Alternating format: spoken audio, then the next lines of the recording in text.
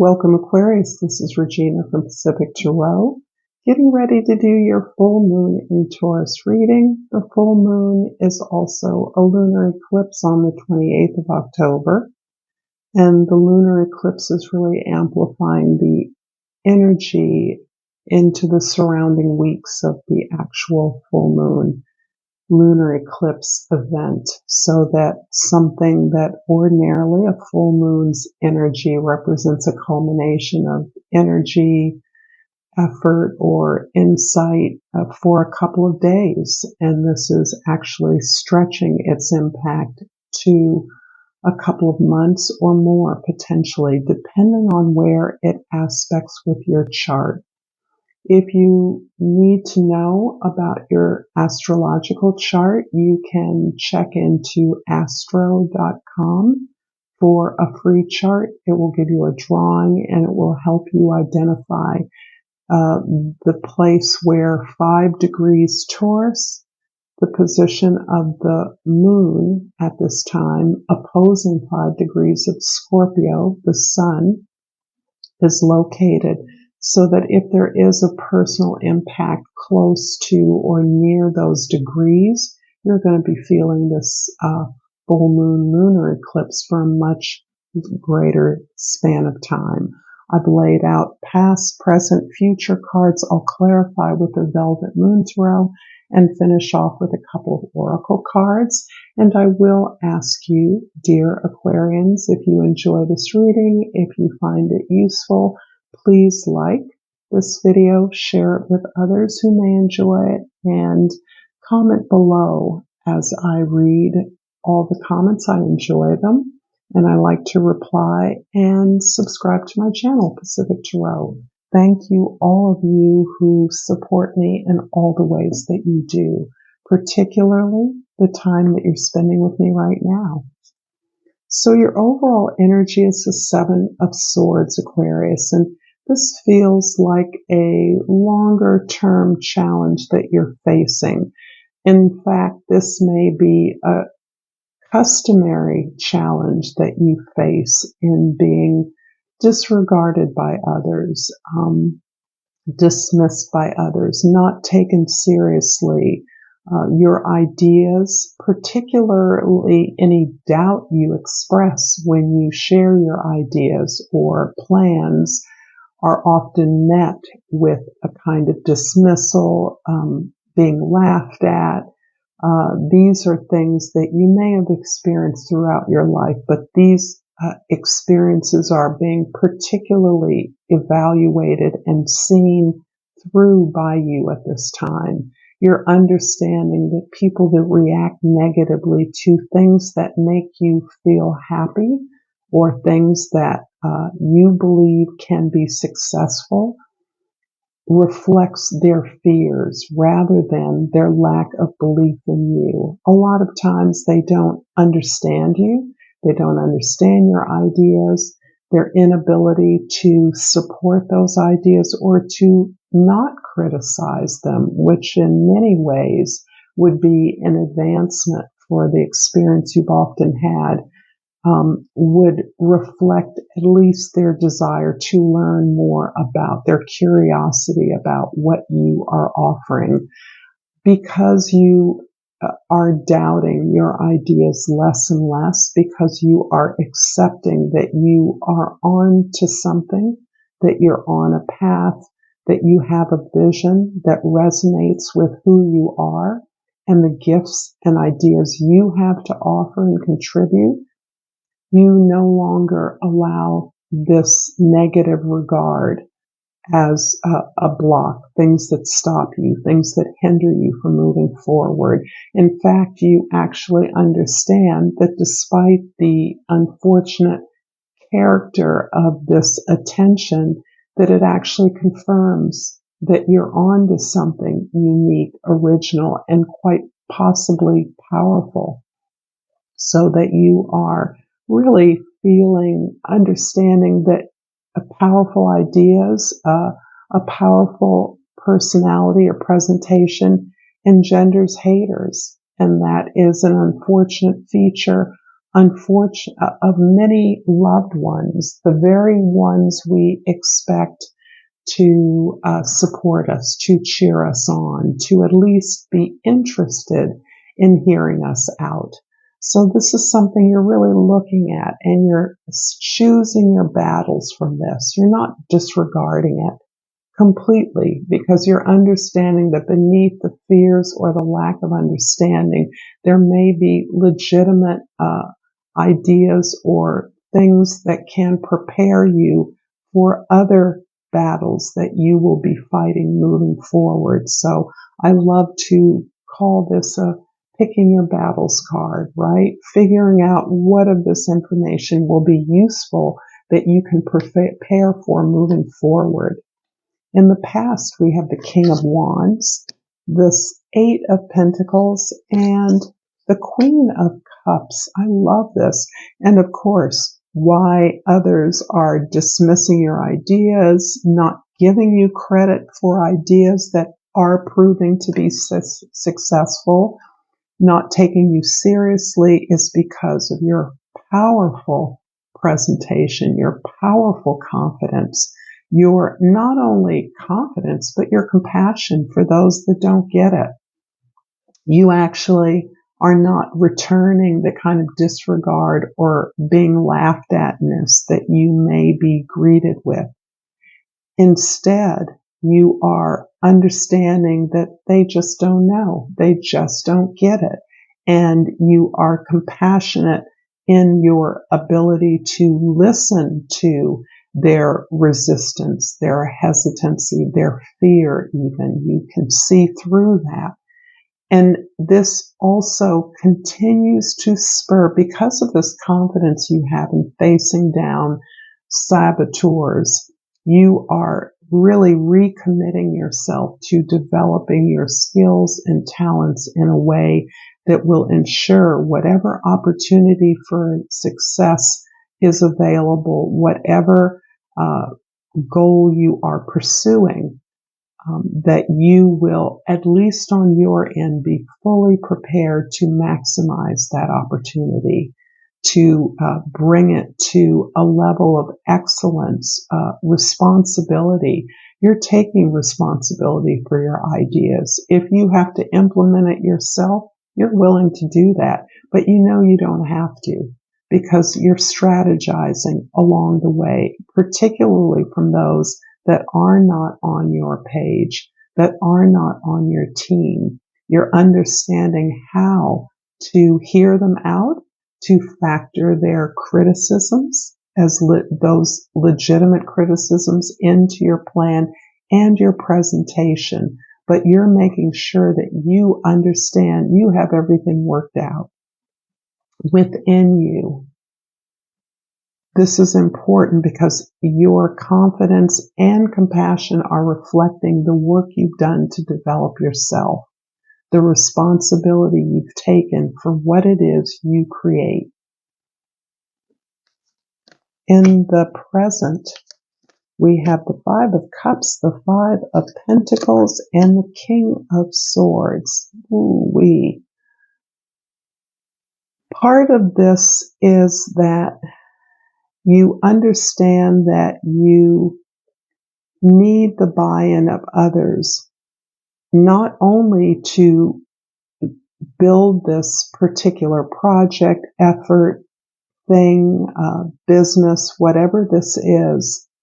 You need not their fear and resistance, but you would like to bring some of these people along with you. And you understand that it is going to require their sense of being heard and acknowledged in order for that to occur. You're countering and changing some powerful dynamics in your home, your place of business, whatever your environment is. You're challenging things deep within your own conditioning, your own family of origin, a way in which you've been marginalized, in a way in which you've been seen as insufficient, inadequate to tasks. And that desire for approval, that desire to oppose the kind of rejection you've experienced is leading you to listen, to be curious about resistances and potential obstacles to your path forward, to your goal. So you're understanding that you're overturning this idea that there isn't enough of the resources you need, there isn't enough of a plan, enough talent for you to achieve something. And rather than bluster your way through that, build up yourself in a way that further intimidates potential allies, you understand that you can win people over by the confidence that you display in your ideas, in your plans, the solidity, the detail, the methodicalness of your plan, as well as the ability to listen, to understand the way your plan potentially can impact others in a way that is perceived as less than beneficial, so that you are actually in a position to have a discussion, to have conversations, to negotiate a situation in which there was not enough, to one where you're taking responsibility for supplying what you know you need to move forward. In this way, you may be winning over those who were actually afraid that they wouldn't be included in your plan, afraid that they didn't have enough, they didn't know enough, they didn't have the talent, that they couldn't be engaged. And you're actually very strategically recognizing that you can include others, providing an opportunity for them to change a status or a mentality that has always placed them on the margins, placed them in a place of never receiving enough. Failure, which we all experience, we all fear, and yet we're doomed to experience failure repeatedly. That's part of success, is failing. And helping them to understand that working together can help them to focus on the many talents and resources that are available as you bind together and work as a team. You're really bringing a team along to an entirely new set of values, a new experience of inclusion that many of them have not had before. And in many ways, you're basing this on your own experience of rejection, of being excluded, of being different or marginalized.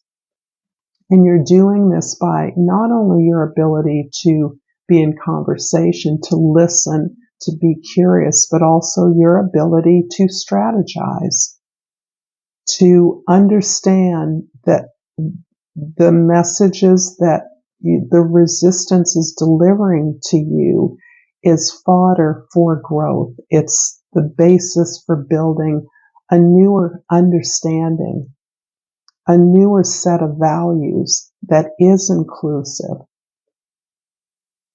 In the future, we have the Seven of Wands, the Hermit, and the Ace of Wands. I love it. So I see you as recognizing in this challenge that you are facing of working with others, working with their resistance, clarifying your own goals, your own targets, the things that you're working towards, the vision of excellence and harmony, beauty, structure, really success at a powerful level of abundance. This is even prosperity. This is wealth. This is generating abundance in a way that is perhaps been unfamiliar to those that you're potentially working with. And it's new for you as well. It's partially why you're able to be compassionate with others who are resistant, why you're able to feel their fear and allay that fear by listening, by recognizing all the ways that exclusion has minimized their participation and yours in the past as well.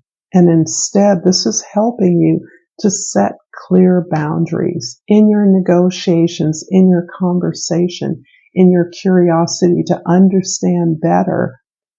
You're also understanding better what works for you. As you build and develop your skills, you understand your area of expertise with much greater clarity, what it is you're contributing. And as a result of that, you're setting firmer boundaries with people. You're not letting the desires, the needs, or the fears of others control you. You're not trying to address that at every move. Instead, by setting boundaries, you're liberating and freeing yourself to stand up for what you are, who you are, and what you can contribute. You feel clear to exercise your gifts and your contributions. And this is part of a confirmation that you are on your path. This is part of a new path, a new experience, even a new lifestyle, in as much as you are learning to do things differently. You're creating a new way to accomplish goals. And this really does rest on your ability to go within for your answers. This is you making reference to your own experience of conditioning, being excluded, rejection, knowing that in those experiences lie the answers to a way that you can strategize a greater inclusion as part of your team, part of your allies, your peers, though your collaborators. And that's really what you're encouraging here, a way in which you collaborate with others. There's no particular interest or stake in being the leader, but you are understanding that by leveraging the desire of others to be a part of something, that you are actually creating a new opportunity for abundance and growth, for expansion. This is not just the expansion of something that you're creating, but the expansion of all those participants in this new growth.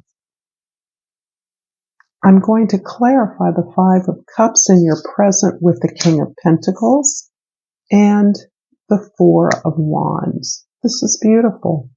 You're building an opportunity for all the members of your community to grow and expand.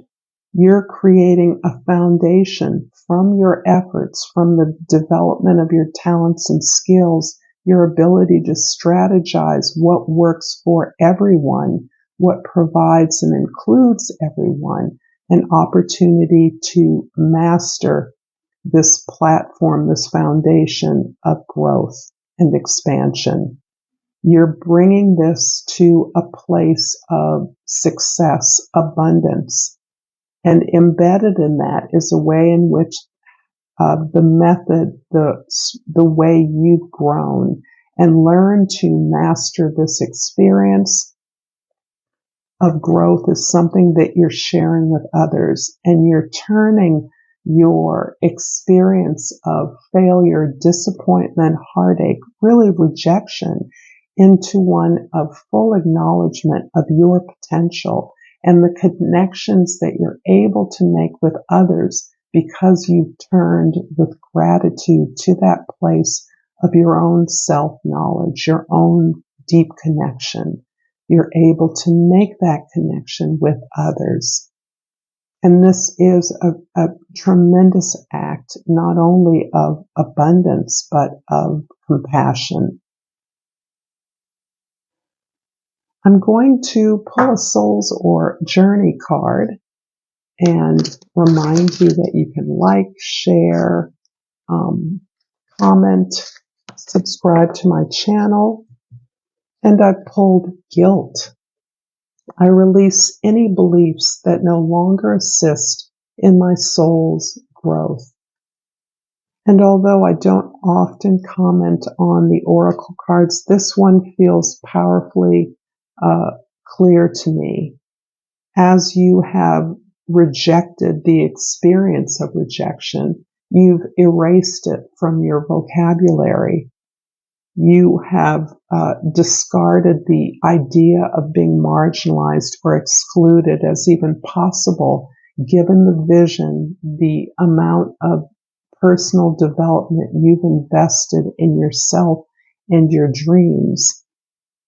There is quite often a sense of guilt for those who we are at times leaving behind.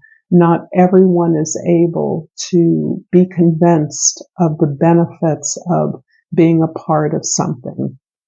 Not everyone is able to release their fear of being put out and continuing to opt out in anticipation of being marginalized, if you're understanding my meaning.